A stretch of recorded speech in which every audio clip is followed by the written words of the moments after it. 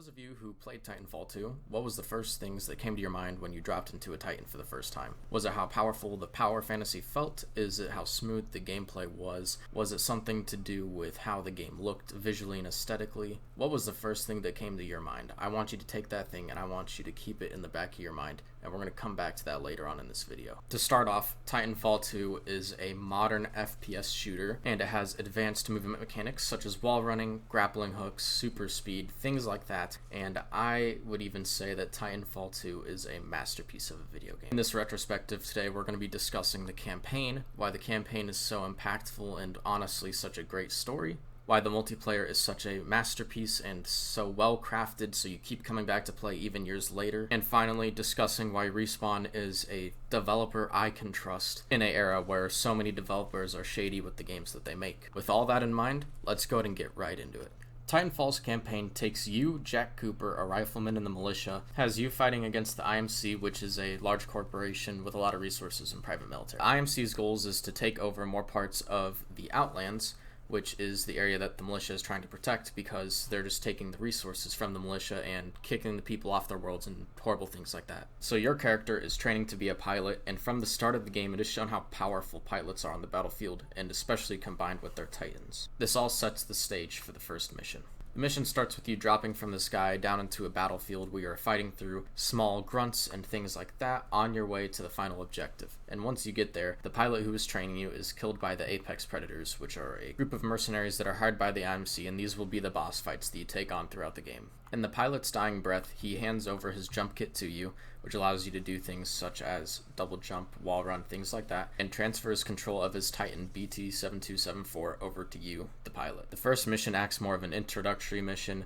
to mechanics such as wall running, double jumping, things like that, use of your abilities as a pilot, nothing too fancy. This mission does a really good job of setting you up for success in later missions. In the next couple missions, you're introduced to things like boss fights, and you're always in some sort of interesting level design. Every mission is unique in its own way, and that's where we'll get to the warp drive mission. Now this mission has probably some of the best level design in all of gaming for every game that I've ever played. It is that good. The premise of the mission is that you're at this abandoned old factory where they're building this super weapon. It's called the fold weapon, and your pilot who was there before you had this device on his hand that lets you travel back and forth through time, so that way you could get to this weapon and possibly stop it before it's used. That pilot had made a mistake and got himself caught in the floorboard when he went through time, so the mission was up to you at that point to finish it. Some of the interesting parts of the mission is wall running back and forth through time, fighting enemies that would be there in front of you, and then teleporting back in time, coming up behind them, punching them in the back. It is some of the coolest level design in any game I've ever played, and it is one of the best missions in all of video game history.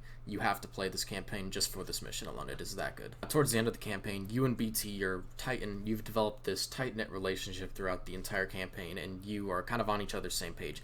You're able to joke around with each other, and it's a really wholesome relationship. Now, in the second to last mission, you're in a boss fight with this Titan called Viper, and he ends up destroying BT temporarily to where BT is being held captive, and then BT ends up getting executed after he gives up the fold weapon because the Apex Predators that captured you were threatening your life, and one of the things he can't do is let his pilot die. So you think that BT ends up dying, but he ends up giving you his memory core, and he gives you a smart pistol so you can get out. This leads up to the last mission where you end up reuniting with BT in another body, and you end up going through and beating the final boss to destroy the fold weapon. Before you can do that, you end up getting stopped by the top Apex Predator, and he tells you that he's not going to kill you, but we can't kill him either, and so he leaves you and BT to destroy the fold weapon. Now, before you both end up sacrificing your lives, BT takes you out and throws you away, and ends up saving your life, but ends up sacrificing himself in the end. You end up escaping the planet before it ends up inevitably destroying from the fold weapon being destroyed, and it ends up leaving the campaign off on a little bit of a somber note.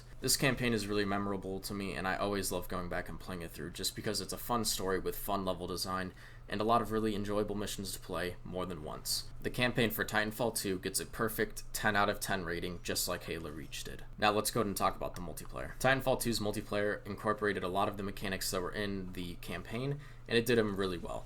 You're able to have so much fun fighting between pilots and Titans, and you're able to set the playlist that you want to play to be tailored exactly to what you want to play.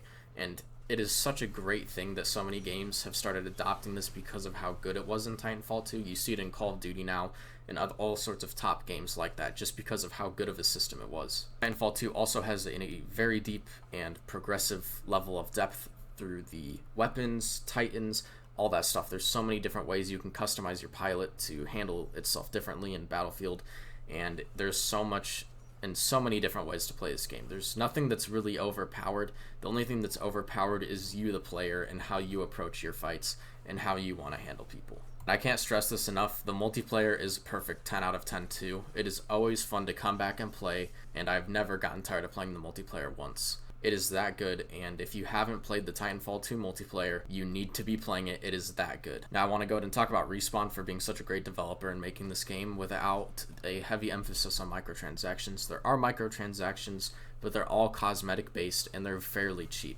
like $5 for a really good Titan skin that gives you a new execution and things like that. Those are microtransactions that we like, and I can only support them with the system that they have in Titanfall 2. Respawn has had a great track record with being a good and trustworthy developer with games like Apex Legends. Even though it has loot boxes in that game, it has to be able to make money somehow, and I totally understand why they chose what they did there. They also did really well with Jedi Fallen Order, with releasing free content that wasn't even supposed to be there after the game had already launched. And with all that in mind, I can't give Respawn enough credit where credit's due in a gaming industry where developers are so focused on squeezing the cash out of all the players and compromising integral parts of the games for money. And thank you to Respawn for making such a great game and keeping it loot box free and making the game just great overall. Anyway, have you guys played Titanfall 2? What was the favorite part that you had about Titanfall 2? Are you guys excited for Titanfall 3, which may be coming in the future? With all those questions in mind, make sure you leave them down in the comment section down below. I will be reading and responding to all your comments. Anyway, that's all I've got for this video, guys. Stay hydrated, and I'll see you in the next video. Peace out.